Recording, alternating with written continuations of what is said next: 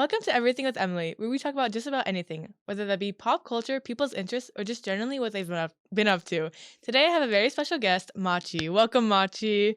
Hello, everyone. Thank you for having me. Thank you for coming on. So, tell me a little bit about yourself, what you've been up to, what's going on in your life. Okay, so to introduce myself, my name is, it's on the screen right now, Maximo, but everyone calls me Machi since I was a baby. I was born in Argentina. That's where my whole family's from. I grew up in Brazil. I moved there when I was like 6 months old.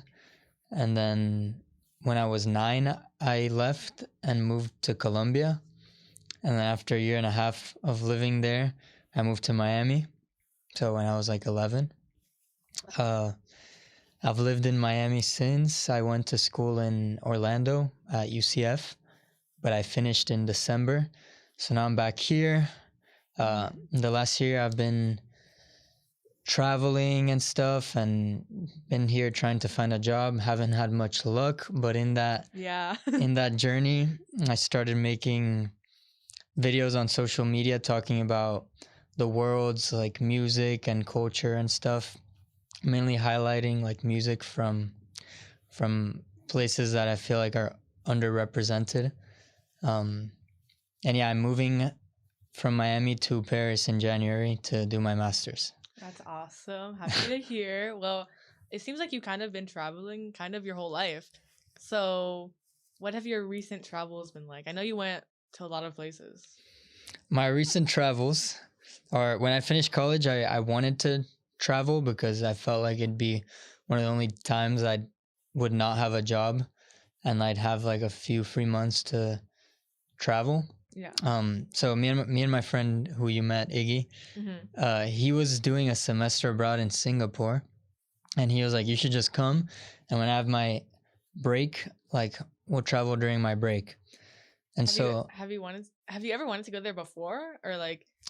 I mean, I always knew like I wanted to travel. I've always been curious about going like everywhere, but you don't really like think randomly, oh, I'm going to go to Southeast Asia unless you have like an opportunity. I don't know. Yeah, that makes sense. At least at this age, like maybe when people, I don't know, like feel more adventurous, they do, or depends who they're surrounded by. But I mean, it was really fun. My original trip was going to be 1 month, but then I ended up traveling like 2 months and then a month and a half after that. Wow. And part of it was because I struggled to find a job, and I still had like, I guess, the opportunity and the privilege to, because I had some savings. And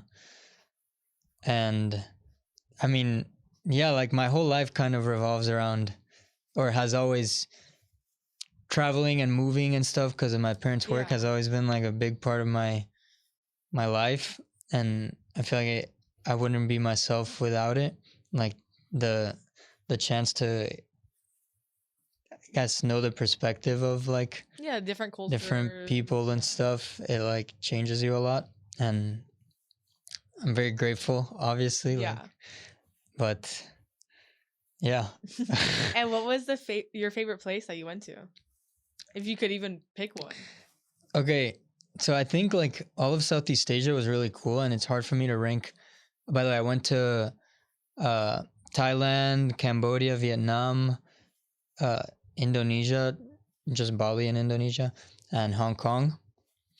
And out of those places, I don't know if I said Singapore, out of those places, like it's hard for me to rank them, but I did get to go to Morocco as well, and that was my favorite place in the whole 2 months of traveling, because it's like you go to a place like Morocco where you've never, I don't know, seen actual like footage of it. You maybe all you know is like what you've heard from sports or from the news, and like you kind of have this perception, but you go and you realize that it's literally like the closest you can get in real life to like time traveling or being in a movie, and like all these these okay, it's true. Like I know.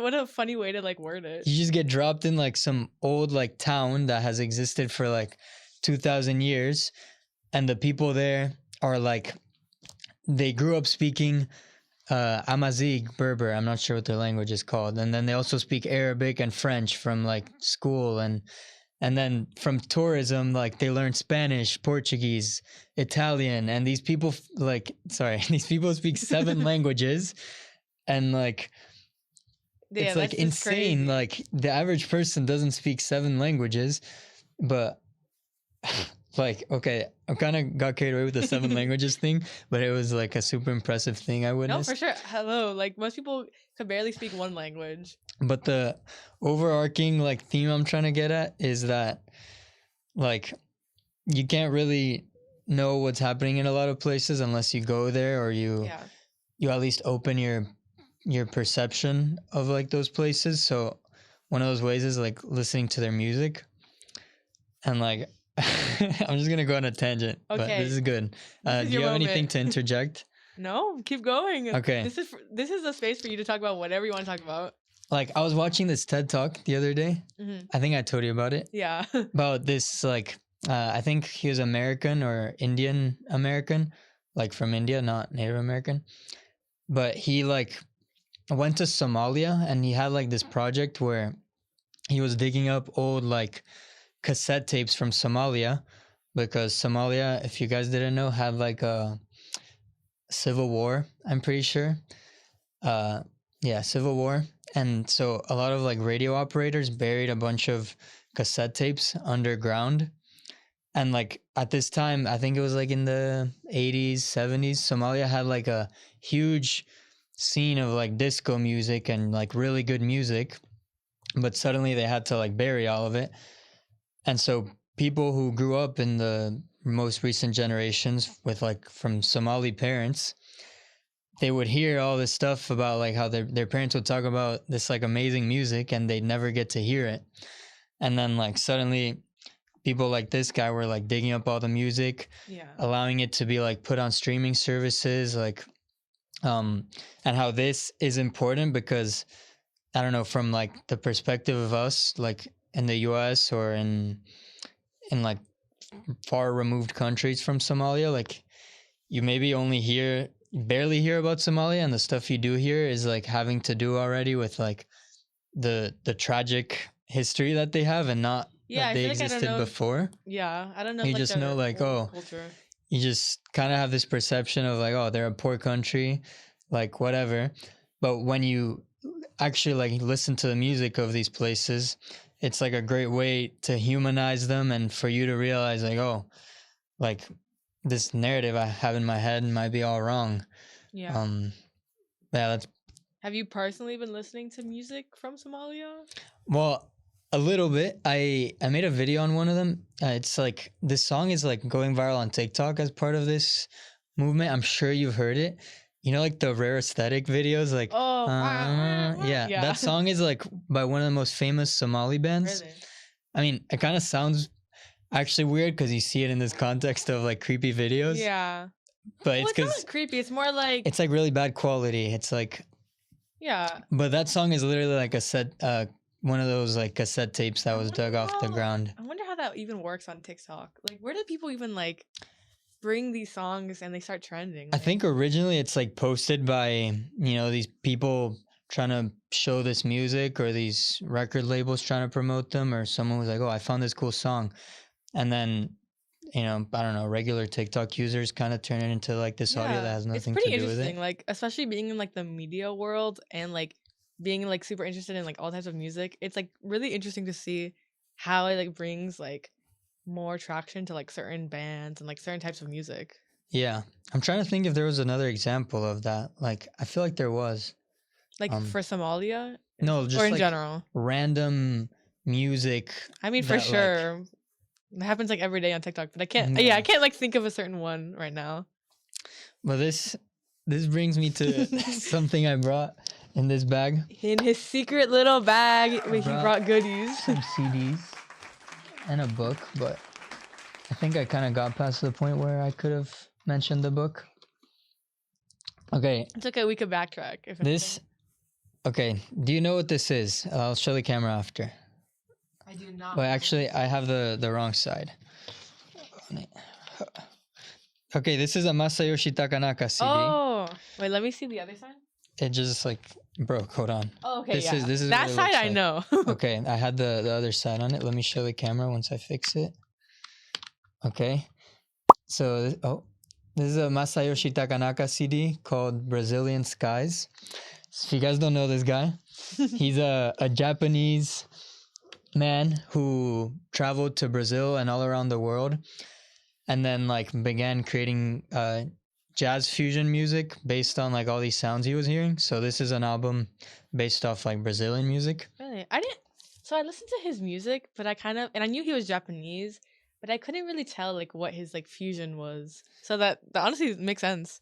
And he does that for like multiple countries, or? No, I think it's just more so like Brazil mainly, but also just like an overall global influence of like disco, jazz, like fun, like just pulling all these sounds together. He definitely has like a unique sound for sure. How did you discover him?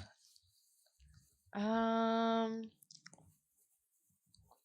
remember? Either on social media or through my ex-boyfriend. Okay, because or sometimes honestly on when I listen to a song on Spotify, when I make like a playlist, it'll like recommend songs to like add to that playlist. That's how I honestly discover a lot of music. And then I found out in like 2 days that it's like trending on TikTok, and then I'm like, oh. I'm not sure like exactly what level of relevance he has right now, but I've been listening to him for like 3 years, and I have a sense, like a feeling that now he's kind of like known by a lot of people who are into music. Like, I don't know, before I used to just like tell people, yo, listen to this guy, he's so good, and I'd be like, who? But now like you could tell him that and they'd be like, yo, I love him. Like, but he kind of, I think, gained popularity because same thing, I think, like one of his old compilations, on YouTube, there was this compilation where the album cover is like him skydiving with his hair slicked back, and so he's like in the middle of the sky like falling, but his hair is perfectly like straight, and it looks really cool. And so this video kind of like went viral. It was just like some of his music, and that's, I think, how he got popular. I don't know if he was super popular back then, but he's still touring. I know like a very recent stuff. Like I know his music has been trending, but I feel like what's something that really stuck out to me is like, you know how he has like the big guitar, but it's like round, and it's like a very interesting, like the surfboard guitar. Yeah, the surfboard guitar. Yeah. Is that what you? Yeah. Yeah. He also has one, I don't know if you've seen, where he'll have like a table, and he's playing guitar on the table, but like on the guitar there's like one of those little trains going around, one of those like toy trains traveling around the guitar while he's playing it. Cool. Like, he's a super cool guy. Like, yeah, I know he's touring, but I don't think in the US, right? I was looking at his tour dates today actually, and like most of it's in Japan, but he's going to like LA soon. Oh wow. But yeah, that's like one of the types of music that I saw that kind of got me interested in opening my mind to like other countries' music. I think Japan has like really accessible music. Japan has such an interesting like diverse like fusion of music. It's really cool. Yeah. I feel like another way I know that like a certain artist is like a lot more popular is like if you go to like a record store and you actually see their stuff there. Yeah. Like I feel like I recently went to a record store in Orlando that I love, and I've been there like many times, but they didn't really have his stuff, like a lot of his stuff before, but now they have like at least like 10 of his CDs, like from different albums. So. Yeah. I'm blanking. Forgot what I was gonna say. Oh yeah, like a lot of my coolest like music finds have just been going to a record store, seeing a cover that looks cool that I don't know, and like it's always some like super niche like old thing that has been like, or even like getting something from like the thrift store. Yeah, that too. I discovered like, well, not discovered, but for example, like The Cure. I like knew who they were, but I didn't listen to them until I found their CD like at the bins. Yeah. I was like, oh, I've actually never given this band a chance, but I was younger. Yeah. But anyways, yeah, like I think as music becomes more and more like saturated, I feel like rediscovering old music is gonna start being like a trend in the same way that like vintage fashion is a trend. Like, I don't know, but anyways. Of course. How does this make you feel when you see this? It makes me feel awesome and happy, and it kind of just reminds me of my friends. I don't know, because I feel like there's been so many times where we listen to the I don't want to butcher the pronunciation, but it's like the Cocteau twins. Yeah, Cocteau twins. Cocteau twins. I'm not sure yeah. if they're Irish or Scottish, actually. Elizabeth Fraser, she's probably Scottish. Yeah, I think so. But it just, I don't know, it reminds me of like, just like happy, blissful moments. Because also, like, my dad loves them too. And like, my friends like them. And like, it just like, their music just makes you feel happy, but also very like emotional. Because they have some like more like sad songs. So this album, for those who don't know it, is, in my opinion, I mean, I wouldn't even say my favorite album, but like the most beautiful album ever, like in music. Like sometimes when people ask me what type of music do you like, I just say this because if you like listen to this, I feel like you can't dislike it. I would highly recommend you give it a chance if you're out there watching and you don't know Heaven or Las Vegas by the Cocteau Twins. But and I feel like another band that in my head, they're not associated, but I always associate them with the Sundays. Like the Sundays, the Cranberries, and the Cocteau Twins are all like a trifecta of like music that like fits that one category that you can't really describe, but just like it just makes you feel happy. Like that's it. I think people describe it maybe it does have a genre as dream pop, I believe, but it's different. Like, yeah, it's not exactly the same music, but still makes you feel like the same way. It's actually funny because I was just talking because I had a show yesterday with Allison. Well, maybe people will watch that episode, but whatever. And she works for the radio station at FIU, and we're talking about like music and stuff. And I feel like I was saying almost all of my shows have somehow gone back and related to music, because I feel like that's just like the people I surround myself with are all like musically inclined. Like I don't know. Yeah, you end up talking about like the stuff that you're knowledgeable about. Yeah, it just kind of happens to be that way. Okay, let me see what else I brought. Before I pull out some more CDs, I just wanted to mention this book I read that kind of inspired me. The Happiness of Pursuit by Chris Guillebeau. The book is kind of about, sorry if I got too close to the mic. No, it's okay. Kind of about quests. Okay. So in the sense, okay, I'll give you examples. Have you ever seen like that one kid who biked from Alaska to Argentina? No. Or like, I don't know, this has been happening for like 30 years. This British man who said like, I'm going to walk from Argentina to London or something like that. I didn't even know that was possible. Well, he was actually like the first person, I think, in recorded history. You know the Bering Strait? Like where Alaska and Russia, yeah. like the ocean freezes over. I think he was like the first person in modern history to like cross that on foot. I wonder if you could even do that though in like modern age, you know? I mean, with like global warming? Yeah. I don't know. Yeah, but he's still going. I think he's been doing it for like around 30 years, and right now he's about to get home. So he does it again and again.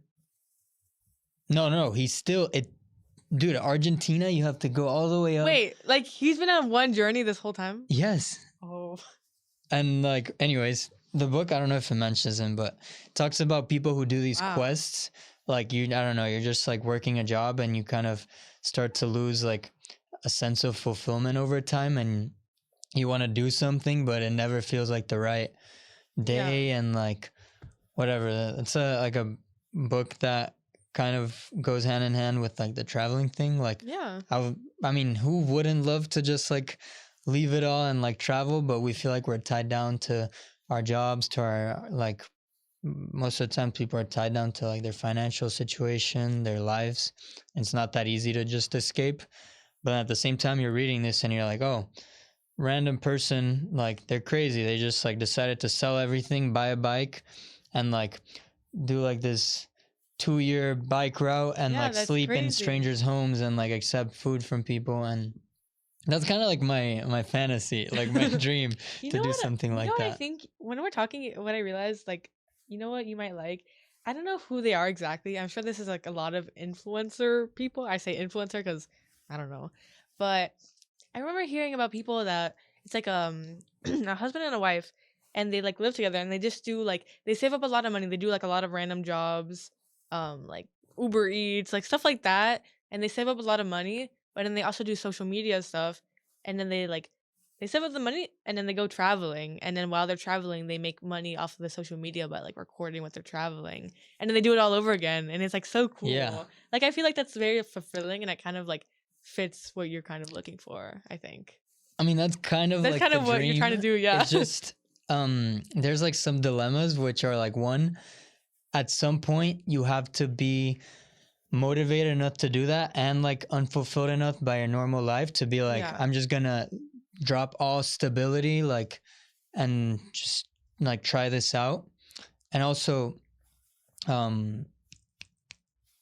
blanked. It's also not very realistic for the modern person.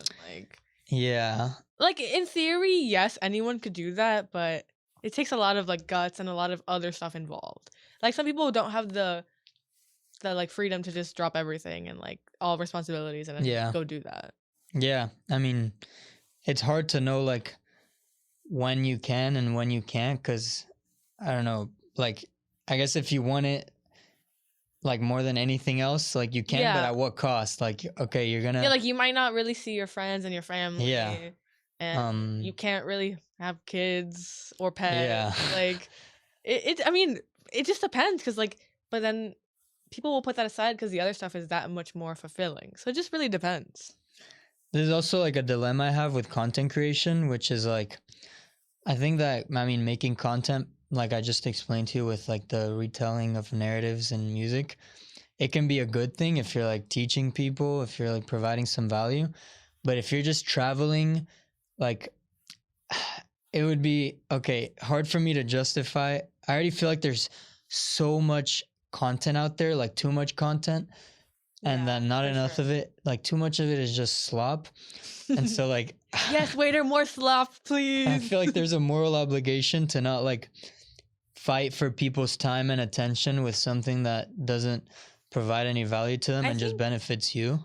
A lot of the also like travel content creators just kind of romanticize the whole thing. And I kind of see what you're saying. Like they're not actually talking to people that live in these places or like trying to see what's actually like the modern life for the people that live there. They're kind of like, okay, look at this beach. They're not like really getting into like, it. oh, this is the most futuristic city. Like this is the coolest beach. Yeah. And they're just like selling you this life that off camera, like they're not really living. They're just kind of taking your money and like traveling, which there's like I get a fine line. Like how do you handle that? It's also like I think those type of content creators should also kind of share this kind of scary experiences that they have. Like traveling is not super easy. Like you're going to be in places where you don't know what to do. You're in a situation where like you've never done it before and you're the odd person out. Like you have to like be respectful and learn, but also it's going to be like hard at times. And they don't really show that, I feel like. Have you seen any of those content creators that kind of film themselves going to like the hoods of place, like dangerous neighborhoods in Argentina and Venezuela? I've seen a lot in Brazil, like in that one. Yeah, that one guy that got popular off it, his name is Kurt Kaz, like the South African guy. I don't know if like that rings a bell, but I think so. Like at first I thought what he was doing is cool because he's like showing people, okay, I'm going to like the most dangerous neighborhood in the Dominican Republic. Like, look, people are actually nice and friendly. Which on the one hand, I think like, okay, cool, you're humanizing people. But then he started making this like sensationalized content of like, look, like I'm in such a dangerous place, like, or now he's making videos that are like, I'm in Paris and I'm like fighting scammers. Like, dude, you're supposed to be like opening people's minds, not like making them. You know what I think is also another really weird like content creation thing is when people go to I'm forgetting the word, but like to like not uncivilized, but like people that are kind of separated from civilization, like literally like tribes, and then they'll go and like put a camera on their face and you're like, whoa, what are you doing? Yeah. I don't know if you've ever seen that. Are you talking about the Papua New Guinea videos where like those tribe that wears like bird masks? I think that's one of the exact videos I'm like kind of thinking about. Yeah. Like, what are you doing? I think it's interesting because like a lot of, I guess, like tribes, like we have like this perception of them as like, I don't know, they live purely like with nature, but from what I've seen, like some of them, depends where in the world, like they kind of live in harmony. Not like they kind of live in a modern way, but also in like a traditional way. Like whatever, I mean the people that like they do it in like a weird way though. Like they just want views. Like they're not like, wow, trying to learn more about their culture. They're just like, no, let's just start recording them, see what happens. And you're like, whoa, that's like straight out of a movie where like you want problems to happen. I think this goes back to like it can be done in a weird way, but specifically that like bird tribe. I don't know what it's called, but I think someone called it. I'll put like a picture of it so Yeah. people know. And it's like they wear these like outfits that are kind of creepy, I guess, to us. But I saw like someone talking about how like the people, they kind of like allow themselves to be filmed. I could be like completely wrong. I don't know. But this might apply to like some groups or not. Like that they kind of like that they're being like portrayed to the world and like represented. And it's not actually like, oh, get that camera off my face. But it's true that some influencers like just do it in a very disrespectful way. Yeah, it's just hard because I don't know. There's so many different ways to go about things. Yeah. In general, though, I feel like people have to be respectful and like do their research and like not just do it for like the outcome of like making money. Like just not like sensationalize it. Like like show what it really is. I don't know. Don't try. So a lot of times like you go in having this idea of the content you want to make instead of like just showing up and seeing what it is, and then your narrative is kind of framed around what you wanted it to be. Yeah, I know exactly what you mean. It's like, oh, I want this to be like some weird like tribe or whatever. By the way, this reminded me of like Mongolia, like because there's kind of like a lot of memes about how people in Mongolia like live the same way they did. I know, like during the Mongol Empire, but with like internet. So they'll do like raves, but everyone's on like their horse and stuff. Like super cool. I've been seeing those stuff. Yeah. I don't know. I just find that interesting. Like, no, for sure. Living in like a very essential way, like without over consuming and stuff, but still like finding, obviously there's good things about like the internet and technology and everything. And it's good to like know how to get those good things and not be affected by the bad too much. Yeah. You know what would be super cool that I just thought of? I feel like it would be so cool to have like a day where we all kind of like unplug, like an unplug day. I mean, maybe like that's not realistic. Yeah, like maybe like a holiday or something where it's like, okay, like the internet does not work today. I think that would be amazing, actually. That would be like mentioned before. I mean, I don't know if it would realistically work because like airplanes and everything, like I don't know, but from social communication. Yeah, or maybe like all the like social media is down or something. Like I don't know, and everyone doesn't have work or something. Like obviously that's not super realistic, but like if you think about it, it would be like a really good like unplug, like mental health day. Yeah, sometimes I romanticize like the days where like people would like call someone's house phone and be like, "Is he here? Is she here?" Like, or just knock on someone's door. And, I always tell my friends as a joke, I'm like, okay, so like we're gonna like go off the grid and live off the land somewhere, even though realistically I know I can't even like do anything. Yeah, in my head I like to think I can, but I'm like, girl, you cannot. What's our timer, by the way? Just curious. We have like 1 minute and 30 seconds. Oh, really? Yeah, I know the time goes by so quickly. It went by so fast. Well, I'll just show Speed run. The stuff I brought. I brought you like a CD from each of the places I've lived in, I guess. Oh, wow. But I'll just show them quick. This is the best album to ever come out of Argentina. Artaud. If you speak Spanish, listen to it. If you don't, you might still like it. Too much to say about this, but we can go over. We can go over a little bit. It's okay. Don't worry. Oh, okay. It doesn't cut off. Doesn't cut me off. The video ends. No. He's like, look at this video from. Actually, I don't even have to talk about these, but this is my favorite Brazilian album. Lo Borges. L-O-B-O-R-G-E-S. Yeah, it's actually, they call it like the sneaker album in Brazil. Did you buy the CD like that? Or no, I like burned okay, it. I'm like, oh yeah, I'm like, what? But this is like a very psychedelic, like rock kind of folk album. This is from Colombia. This is Shakira's first album, I think. Yeah, it's called Pies Descalzos. Do you listen to Shakira? A little bit, not too much. I think this is like 1,000,000 times better than her new music. She's definitely changed a lot. This is more like, it's not, I mean, it's still pop music, but they just like were putting something different in it back in the day. And this is French. I haven't lived there yet, but I'm moving there. So this is Air. Air's French? Yeah. Look, Air, French band. Why did I not know that they were French? I know you know them. Yeah, if anyone doesn't know, everyone knows Sexy Boy. Like, everyone knows that.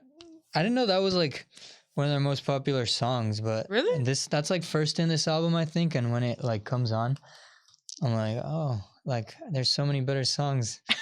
I mean, I honestly, yeah, I can't. No, I but haven't taken the time out of my day to go and listen to them that much. But do you know them from like the Virgin Suicide soundtrack? What song do they have in that movie?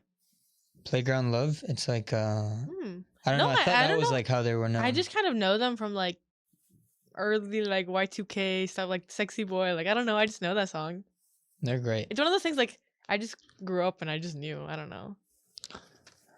Well, yeah. I brought one more, but I don't know. This is just a jazz album. Thelonious Monk with John Coltrane. But it's fine. I'm just gonna forget it. It's okay. But yeah, I mean, thank you for coming on. I guess as a final note, like, what are you looking forward to most for France? I think it's gonna be like some of the best months of my life there. Well, a year, I guess, but I'm gonna probably come back here for the summer. I'm not sure. It depends how my housing situation is. How does it work there? Is school like any different? It's January to May or April, I think. Okay, that's like and normal. Then September. Or normal, similar to the US. Yeah. Like there's a big summer break, but I don't know if I'll do an internship or not sure. But yo, let me know in the comments if you listen to any of my music suggestions. I think our comments are literally turned off on the YouTube. Yeah, they are, I think. Oh, he checked. He's been watching the episodes. Like, you should watch the episodes. But yeah, if you sat through this, thank you guys. Yeah, thank you guys so much for listening. Thank you, Machi, for being on. It was great having you. We talked about a lot in 30 minutes. Yeah, no, you really don't understand. Like, this happens every time. I'm like, oh, 30 minutes. That's a long time. People are like, yeah, I don't know how I'm going to talk that long. It's so easy to talk for 30 minutes. Like, I feel like when you take the time to, like, not pay attention to anything else and sit down and talk for 30 minutes, it's super easy. Yeah. Those are the best, like, moments in life. Clearly, I think the audience clearly knows what mood we're in or, like, what wave we're on. Yeah. But, yeah, thanks. Anything else you want to say? One last final thing? No? I have no words. Okay, well, thank you for your awesome words and your CDs. I'll definitely try to listen to them. Thanks for having me. You guys should too. Well, bye. Thank you.